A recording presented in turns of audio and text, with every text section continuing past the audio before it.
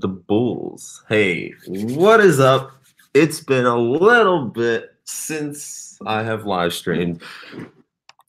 Let's make sure that sound is muted. My name is Micah Kubera. This is my first live stream with the braces on. I just returned back from Zermatt, Switzerland.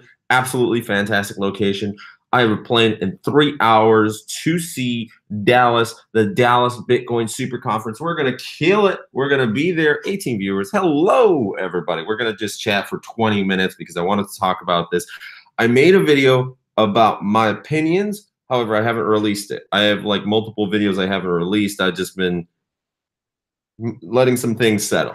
And honestly, it's not related to cryptocurrencies. It's not really related to work. I mean, a little bit, but that's not the main part of it.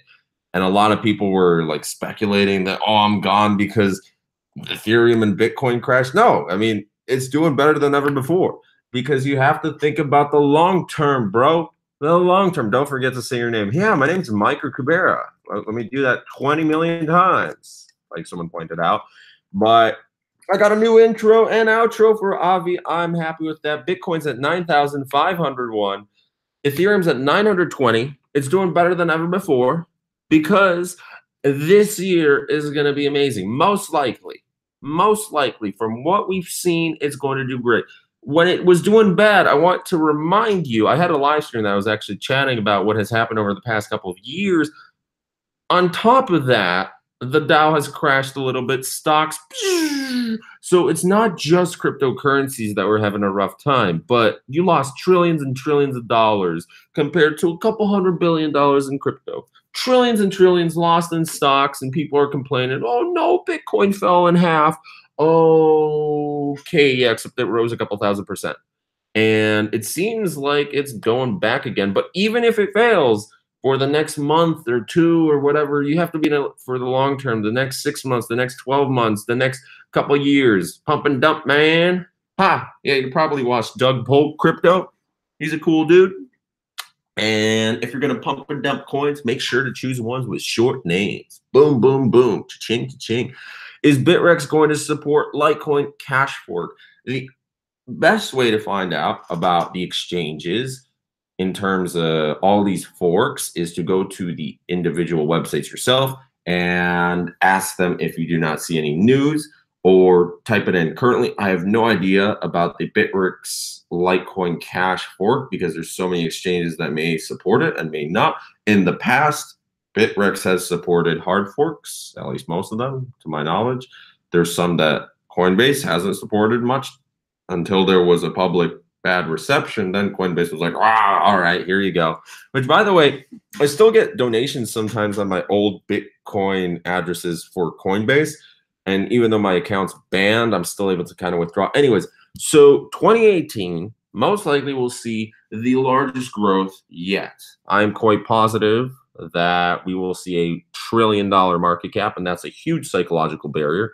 But we shall see. Any travel block developments you can talk about?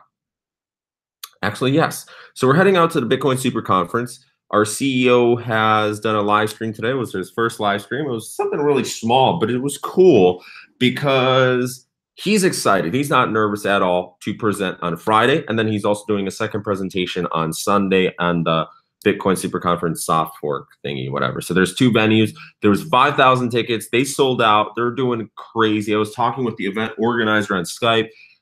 They said that they're doing another one most likely in September, and they're aiming for 10, 11, or 12,000 tickets that time. So as you can see, everything's growing quite well. We're most likely going to be in Japan and Dubai. I'm quite excited to go to both of those places because I've never been in Asia. I've never been in the Middle East, which I guess is part of Asia, but yo, it's going to be dope. So Singapore will be pretty cool too, but nothing really going on in Singapore right now in terms of events. But in terms of developments, after Dallas, you're going to be hearing a lot of things. We have secured a influencer of over 500,000 reach, which means 450,000 of those are subscribers. One influencer alone, he's super happy. There's another one coming with a website that has 8 million views monthly. Plus, he's going to be one of the top crypto influencers of this year. And he's coming with his friend. We got him tickets. He's going to be there. I'm quite excited to meet him. I can't really say much until it happens. That's kind of the unfortunate thing about this. But I used to work at Machinima, which was really, really cool because I used to be a Machinima director, and that was like my dream to work at Machinima. But then Machinima kind of fell down, and it was just really interesting to talk with somebody who actually worked there. And what they said in terms of how much they make for CPMs on YouTube due to the fact that they're more of a preferred partner blew my mind. I was like, wow, okay, that's pretty cool. I aspire for that. Anyways, it's going to be pretty cool. If you've never been to a conference before, definitely go. If you're one of those who doesn't like Bitcoin, maybe it might change your mind. It's something that is quite inspiring because you see thousands and thousands of people who are super excited and they're crazy enough to think that they can change the world, and they just might. You're going to have billionaires there, which usually you don't get to see billionaires like 10 feet in front of you. And the craziest part of this all is, remember, the darknet. Thanks to that, I have found out about Bitcoin. And I learned about Bitcoin back in 2013. I started playing around back in 2014 and all that. Then I took a break and I came back when Ethereum and Ripple were kind of going all over the place, and I loved it ever since. But back when Bitcoin was having its first rough days before Mt. Gox on the Silk Road, and the Silk Road was shut down, and then they had the FBI auction with DPR, Dread Pirate Roberts, Ross Ulbricht getting 2 life sentences for nonviolent crimes. His $30 million worth of Bitcoins rose in terms of value, and that was sold off a couple months later by the FBI. $40 million auction to the Draper Foundation, Mr. Draper. And guess who's performing in, well, not performing. That makes him sound like a circus, whatever. Anyways, he's speaking. He's the main headline speaker for the event alongside John McAfee and, 62 other people, of which our CEO is one of those. But I'm quite excited. Hopefully I'm going to record some good bits. But Fula Hassan is going to be put in a timeout. Behave yourself, Hassan. Where was I? Oh, yeah. So you have Tim Draper, a billionaire, who's going to be speaking on stage, and he made hundreds of millions of dollars off the fact that he purchased a bunch of Bitcoins. And this is the first large bulk buy that was ever allowed. You can't buy tens of millions of dollars worth of Bitcoin just in one go. At least you couldn't back then. It was very, very difficult. So you have to get approved by the FBI. You have to get approved by Uncle Sam himself in order to participate. And then you have to have the money, of course. So clean records and, amazing lawyers, whatnot. But he bought them off of DPR, Ross Ulbricht. Ross Ulbricht is serving 2 life sentences in jail now, and his mom has been a big, big supporter of him getting out. Now, Mrs. Ulbricht is performing, again with this performing, she's speaking at the conference. So Mr. Draper and Mrs. Ulbricht are speaking, and that's interesting. And I think Mrs. Ulbricht is right next to Doug, our CEO. So that's pretty cool. But anyways, yeah, I'm honestly bullish about what's going to happen. Maybe I'm completely wrong. Take my words with a grain of salt. Definitely do your own research. But currently, I'm saying this with my IndaHash tokens valued at $15,000, where they were valued a lot more. At 60 pennies, you can imagine how much they're at what, 12 pennies right now. So let's just say 5 times or 4.5 times $15,000. I used to have a little bit more money, and then I lost in steam. I lost it a little bit. We're going to be talking about my portfolio soon, my entire crypto portfolio, but I lost a little bit, and yet I'm bullish. I'm waiting for what's going to happen. And Joseph G has just given me 5 great British pounds. Thank you very much. I appreciate that. I'm excited for the day that we're able to have crypto payments work as donations on YouTube. We'll see, maybe. I had your first tag picked on Instagram and you never liked it. No, was that the LV thingy? Cool. And that wasn't my first. I just removed so many others. But how you doing? I'm doing great. I have to pack my bags and we're getting ready to go to the airport. Thoughts on Steam now? I love it, and I have invested more and more money into it. Now, the only thing is, the money that I do get from Minnow Booster, I will have to take that out, and I want to purchase more Neo. I want to purchase more Cardano. I want to purchase just a whole bunch more things. And most likely within the next 90 days, I should see a fair amount of Ethereum that I'm able to throw into other projects as well. I have a diversified portfolio. I'm excited. Hopefully 2018 is the year that I'm able to do a lot of cool things. I've been able to achieve a lot of my dreams, and I don't know. I'm just excited. I'm excited for what's going to happen in 2018. Hopefully, I'm able to get a house and diversify a little bit, but it's all about the asset management. Joseph G, another £5. Is there money to be made with the upcoming Litecoin fork? In terms of forks, there's always money to be made in terms of forks and airdrops and just similar stuff, but it depends. Most of the airdrops, you're not going to make much money. They're kind of similar to faucets. Some are pretty cool. But like I personally, I like the whole Neo thing, that there was this one coin that was made on Neo's network, and Neo's going to be like the next Ethereum, right? And I kind of believe in it a lot. There's a lot of big Chinese money behind it, but most airdrops you can't make that much. With forks, that's a different story because it's pretty much free money. Now you could hold it if it's a good fork, and you could make a bunch of money. We'll see what happens, or you could dump it immediately. If you have your Litecoins on a good wallet or good exchange that supports the forks, and you do it just right, where even if you get the forked coins, you might not be able to throw them onto an exchange that supports them yet in time to be able to sell them at a good price. And then everybody's going to dump. So if you can't dump it, if you want money immediately, here's what you have to think about: opportunity cost, either which way. Because by holding it, you might lose out on the fact, let's say you have $1,000 worth of these new coins that just popped out of nowhere. You just made $1,000 free dollars. Well, that $1,000 might turn into 500 and might turn into $200 really quick. So you might want to be able to sell that $1,000, invest into an ICO, or maybe 3 ICOs, 333, 333, 333 here, and 2 of those fail, but one does really great, and that $1,000 gets turned into $100,000 because you held and you found the next vibe or the next icon, or I don't know what the next of those will be. Maybe B token, we'll see.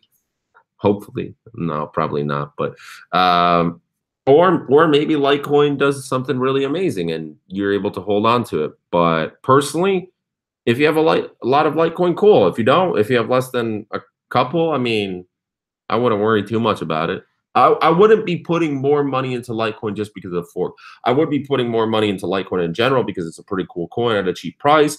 But, thoughts on Zcash? I don't really have much thoughts on Zcash. Isn't that fork a scam? Well, here's the thing.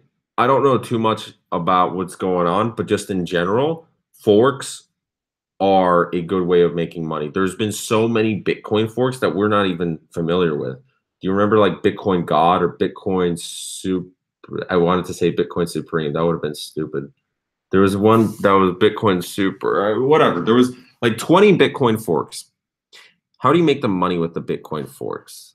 Well, the real money comes into the fact that when you get into like insider trading, then there's a lot of money to be made, because you make a company and you're like, oh, we need to fix this coin that already has been fixed. And you take Bitcoin or Ethereum or Litecoin or Ripple or whatever, and then you try and fork it, and boom, you make money. So, but in order to get to that way, you need to be a whale. So the best way to make money is to get before the pre-sales and ICOs. Like if you have $100,000, you qualify. Okay, there's no qualification, but at that point, if you have $100,000 just to invest, and you have $100,000 worth of Ethereum chilling right now, and you want to go into ICOs, I partner up with some people in some Telegram groups, partner up with some other whales, and you have pools. So everybody throws in 100,000, and then you get $2 million pre-sale extra bonus on your ICO, and you kind of have your own hedge fund going. That's where the money's going. Yeah, I don't think it was a legit fork for Litecoin. Even if it's not a legit fork, though, there's money to be made, as with the illegitimate forks for Bitcoin, illegitimate forks for Ethereum. There's been multiple that haven't been supported by what's been going on. that doesn't mean that there's not money to be made. Even if, for example, the worst ones, there's always money to be made with the worst possible things you can do, which is HYPs, so the Ponzi scams and cryptocurrencies, BitConnect, and oh, what was the other one? What was the other one? Something that pump and dumps. There we go. So the HYPs and pump and dumps. There's still money to be made. It's a horrible way to risk it all or risk a lot of money, but I'm not saying you can't make money. So, well, my hands got weak and I sold at the bottom of the dip. I already made a good amount. I'm only putting money in. I have $40,000 stacked. I'm happy with that. Well, congratulations to you. That's pretty awesome.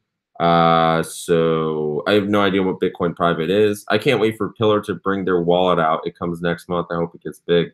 Well, we'll see what's going on. Thoughts on Electroneum? I have a lot of people around me that are investing in Electroneum or Electronium. I can't say it. Electroneum. Electroneum sounds kind of like another coin, Einsteinium. But personally, I haven't really done much with Electroneum. I don't know. I'm kind of a fanboy with Cardano and Neo. I'm a fanboy with Ethereum. That's it. That's what I'll say. Oh, by the way, someone asked earlier about an update with Travel Block that I can say, if you check out our website today, we do have Crypto Jen. She's on the team. She's worked with some pretty high profile names out there, and it's great that she's going to be helping us with the Asia Pacific market. So Crypto Jen is pretty much another influencer and ICO advisor, and she's worked with, kind of worked with projects that were associated with like Charlie Lee and Vitalik Buterin. So I'm kind of happy. It's gonna be awesome. Jen Bukau. I don't know. It's gonna be interesting. The more people we get onto the team, we need plenty more advisors. We're gonna be doing a couple of websites pretty soon, but these websites are expensive. They're really expensive. Although the prices did get cheaper. The prices did get cheaper thanks to the fact that Bitcoin did fall, but to advertise on a single website for a single day costs $10,000 to $15,000. Yikes. You missed my last donation, the 10 pounds. So now it's 20 pounds. I can purchase myself a burger in Switzerland, actually. A burger. Can you believe that? You couldn't buy 2 burgers with those 20 pounds.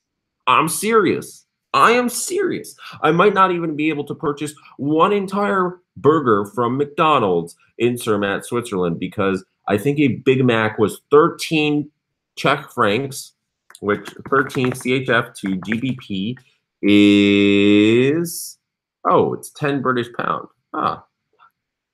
I might be able to purchase a burger. 10 pounds.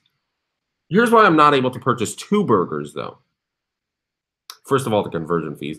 But second of all, YouTube takes like 30 to 40% of those donations. So I lost a couple pounds there. Hopefully YouTube supports crypto. By the way, I had to call my favorite bank today, Chase. I had to unlock my account again. They locked me in. I'm bullish about crypto because I hate the banks. I hate banks more and more and more. They keep locking my accounts. I cannot live in a world like this. No. I can't do that. Can you? Chase and Bank of America are really frustrating me. American Express, that's fine. Whatever. Until that one day that they do it, frustrate me. They lock my account while I'm traveling. But it seriously sucks. As a traveler, cryptocurrencies are quite useful because you're able to send a bunch of money really quick. I mean, the Winklevoss twins, they went on to, I think it was an MSNBC interview or whatever it was about money. And they started chatting with the supporters. And they're like, yeah, so there's a lot of people who hate Bitcoin, a lot of people who don't like what's going on.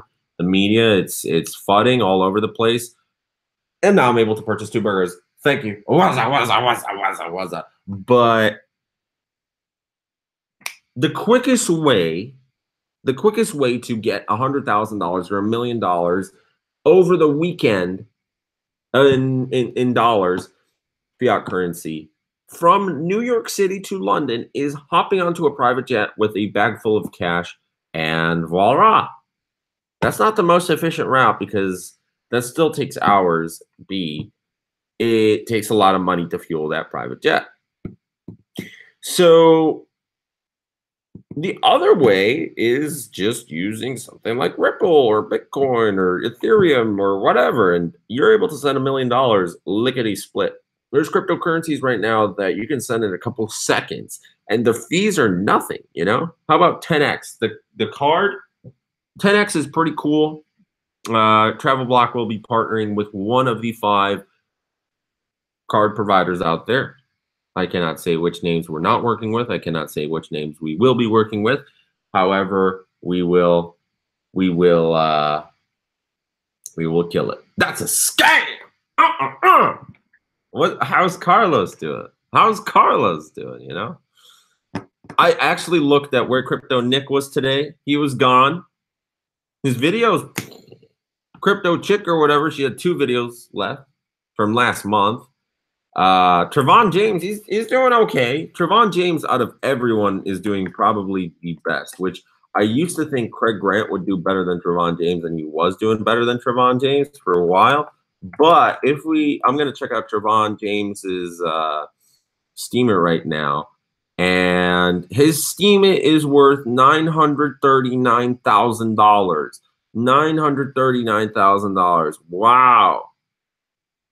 And he just transferred yesterday 9,755 and 8 Steem to Bitrex, which that's worth thousands. I mean, tens of thousands. That's worth like what, 35 grand?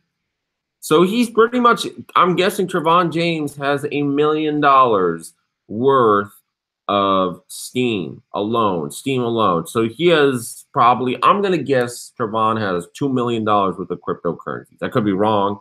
But show us your portfolio, Kubera. I'm not going to show you my portfolio due to the fact that I don't want to get hacked unlike some other fun YouTubers. However, I can tell you what I have. My phone's ringing. I don't know which one. Okay, Andrew. I see Andrew calling. I wonder if you're in here, Andrew. I'll respond. But by the way, don't invest in BitConnect. Give us a side shot. What do you mean a side shot? Like with the computer in my office? Oh crap! It's 3:58 a.m. I need to go because my flight's really soon. So thanks for the donations. Thanks for tuning in here. I'm bullish on the markets. We will see what happens with Bitcoin and Ethereum. It was fun chatting, you guys. He likely has around 70,000. 70,000 what? Open mind. It's good to see you. He likely has around 70,000. But Javon is in Pelican Bay. I don't know who's talking about. Strut? I don't know. Where am I going? Dallas Bitcoin Super Conference. First, I'm flying to Frankfurt. Then I'm flying to Dallas. An 11-hour flight. So, anyways, see ya, guys, and enjoy yourselves. Okay? Bye. Where's that feature? Bye.